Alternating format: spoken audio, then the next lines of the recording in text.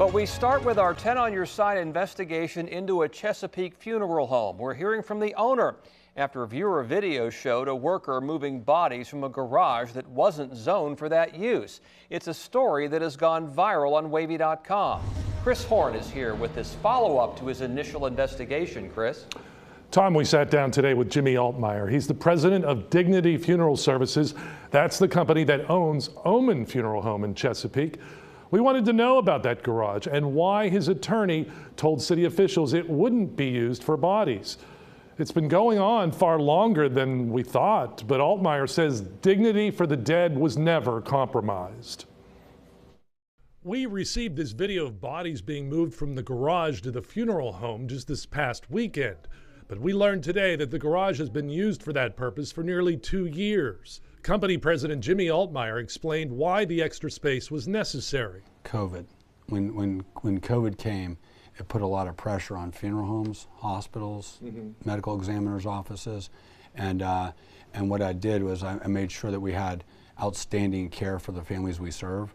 So Altmeyer began with a temporary cooling system for a few weeks and then installed this $60,000 system.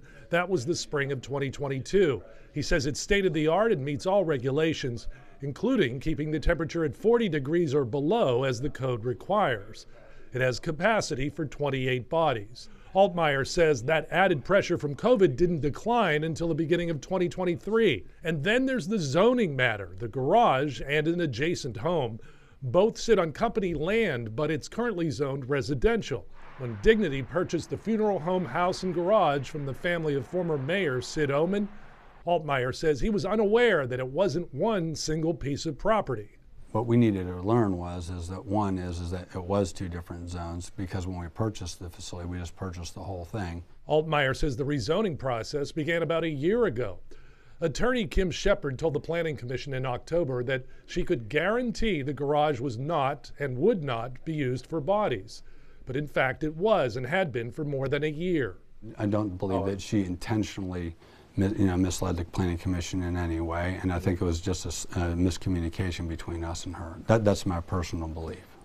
She's still your attorney? Yes, sir. Funeral service has been in Altmeyer's family for generations. He says he will always stand by his own and his company's reputation. We deliver exceptional service.